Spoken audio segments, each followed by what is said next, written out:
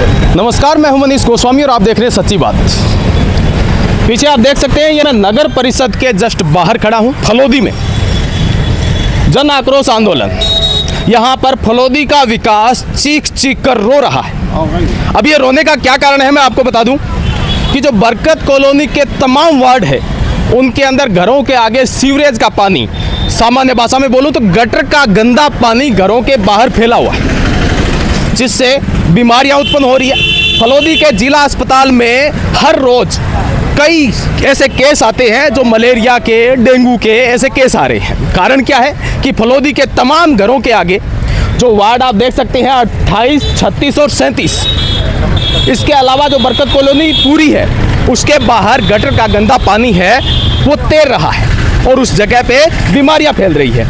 इसी वजह से यहाँ पे ग्रामीण है वो परेशान होकर यहाँ पर धरना दिया है कि उस गटर के सीवरेज के जो गंदे नाले हैं उनका स्थायी समाधान हो। एक बार पहले भी मैंने एक न्यूज़ बनाई थी, जिसके बाद में लिपापोती करके और प्रशासन ने अपने हाथ छटक लिए, लेकिन आज फिर इसका स्थायी समाधान को लेकर ग्रामीण है वो यहाँ पर धरना लगाया है।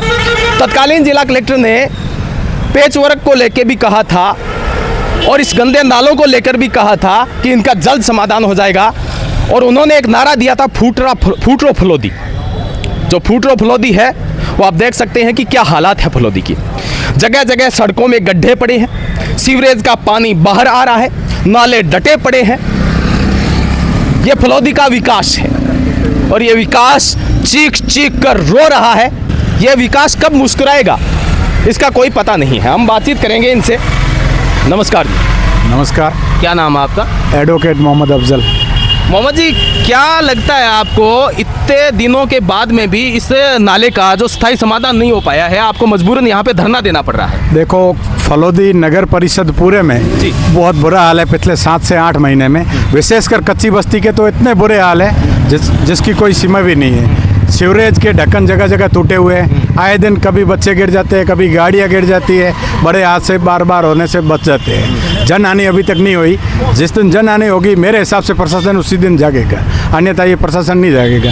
हमने बार बार नगर परिषद के चक्कर लगाए, यहाँ पर हमने एप्लीकेशन दी, हमारी सुनवाई नहीं होने पे समस्त कच्ची बस्ती के शहरवासी यहाँ उन्होंने एक बैठ के निर्णय लिया, भाई हमारी बात को नहीं सुना जाए तो फिर क्या ऑप्शन रहेगा, गांधीवादी के तरीके से नगर परिषद के आगे ही एक अस्थायी धरना दिया जाए अनिश्चितकालीन। जब तक समस्या का समाधान नहीं होगा तब तक यह धरना जारी रहेगा। बिल्कुल, आप देख सकते हैं कि जब तक समस्या का समाधान नहीं होगा तब तक ये धरना जारी रहेगा। मैं आपको बता दूं कि मलार चौराहे से लेके बरकत कॉलोनी की सड़कें, मेघवालों की बस्ती से लेकर ये फलोदी के अंदर की जो सड़कें हैं, उनकी हालात ये है कि अगर आप चौपहिया वाहन लेके जाओगे तो वापस आके आपको चौपहिया वाहन का अलाइनमेंट करवाना पड़ेगा और अपनी रीढ़ की हड्डी का इलाज भी करवाना पड़ेगा। इस तरह की हालात इस फलोदी के सड़कों की हो रखी है, नालों की हो रखी है। जगह जगह सीवरेज के जो नाले हैं उनके जो ढक्कन है वो टूटे हुए हैं। पिछले दिनों भी जो बारिश का मौसम था उस समय कुछ लोग तो अंदर तक गिर गए थे नाले के। कब चेतेगा प्रशासन, इसकी उम्मीद लगाए यहाँ पर लोग बैठे हैं। हम बातचीत करेंगे। सर, क्या कहना चाहेंगे, कब चेतेगा ये प्रशासन? ये तो अब मुश्किल चेतना लग रहा है। 7-8 महीने से तो कोई सुनवाई कर नहीं रहा है सर। किसी अधिकारी को फ़ोन करते तो फ़ोन का जवाब नहीं देते हैं। अगर कोई एप्लीकेशन ला के दे तो ठीक है, हो जाएगा, और एप्लीकेशन का वापस कोई पता नहीं चलता है भाई हम किसी ने दी है या नहीं दी है। इसलिए हम मजबूर होके इस धरने में बैठे हैं। अब क्या पता ये धरना देने से जाग जाए। और बाकी अभी जो राजस्थान की सरकार है, ये हमें ऐसा लग रहा है कि धरनों के अलावा कोई काम होता नहीं है यहाँ पे। पिछले जब से बीजेपी की सरकार बनी है सिर्फ एक ही काम है, धरना दो और अपना काम करो। बगैर धरने तो कोई काम होता ही नहीं है। फलोदी का कोई धनी धोरी है? कोई नहीं है, कोई अभी धनी धोरी नहीं है फलोदी का। सफाई का काम है तो पिछले 8-9 महीने से बिल्कुल नहीं के बराबर है। रोडों गंदगी से भरी पड़ी है और ना ही रोड लाइटें, पूरी फलोदी अंधकार में पड़ी है। आप कच्ची बस्तियाँ देख लो, अगर एक भी लाइट आपको जली हुई नहीं मिलेगी रात को। और जब लाइट की बोलते हैं तो कोई ठेकेदार का भी टेंडर है नहीं, ना लाइटें हमारे पास और ना हमारे पास कोई बजट है।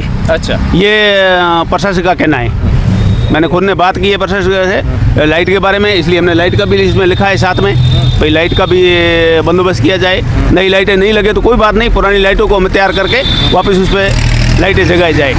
अब कच्ची बस्तियों अभी में आपकी मुख्य मांगे क्या है? मुख्य मांग एक है, सबसे पहले तो सीवरेज की सफाई करवाओ, और दूसरी है रोड लाइटें जगवाओ, और तीसरी है जो घरों के बाहर गंदगी पड़ी है उनको सफाई करवाई जाए उनकी। रोड किनारे जी। रोड के किनारे जो बड़ी बड़ी झाड़ियाँ लगी हुई है, जहाँ आने जाने में पैदल चलते राहगीरों को भी परेशानी होती है और उससे बहुत ज़्यादा बीमारी फैलने की आशंका है। जो ये वर्षा ऋतु का मौसम होता है, इसमें बरसात से गंदे पानी से वो झाड़ियाँ लग जाती है, फिर वहाँ बीमारी बहुत ज़्यादा। आज ओपीडी जाके आप चेक करो तो ज़्यादा से ज़्यादा आपको कच्ची बस्ती के डेंगू, मलेरिया, और इसकी वजह ये झाड़ियाँ हैं जिसमें गंदे मच्छर आते हैं, गंदा पानी ज़मीन पे रहता है, कीचड़ रहता है, उस हिसाब से बहुत ही ज़्यादा बीमारियाँ फैलने की आशंका है। तो प्रशासन से यही है कि सबसे पहले सीवरेज तैयार करवाए, सीवरेजों के ढक्कन लगवाए, रोड लाइटें जो बंद पड़ी है वो रोड लाइटें तैयार करवाई जाए, नई नहीं है तो उनको रिपेयर करके लगवाई जाए, और जो सफाई है, बड़े बड़े कचरे के टिम्बर पड़े हुए हैं, कचरे के ढेर जो लगे हुए हैं उनको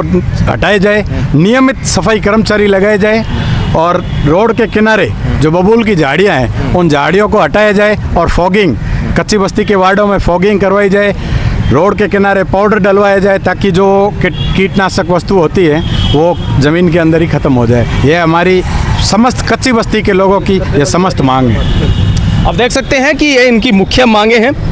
फलोदी नया जिला बना है, नया नगर परिषद बना है, और इसके अलावा मैं आपको बता दूं कि फलोदी की सड़कों की ये हालात है, नालों की ये हालात है, तो आप देख सकते हैं ग्रामीण इलाकों की क्या हालात होगी। प्रशासन को चेतावनी देते हुए ये लोग बैठे हैं कि फलोदी के इस नए जिले का कुछ उद्धार हो जाए, और यहाँ पे जो नाले हैं गंदे, जिनका पानी है वो घरों के आगे है, उन नालों की सफाई होके और तुरंत इसका है जो इलाज हो सके। मैं मनीष गोस्वामी, मिलते हैं अगले वीडियो में, तब तक के लिए नमस्कार, जय हिंद, वंदे मातरम।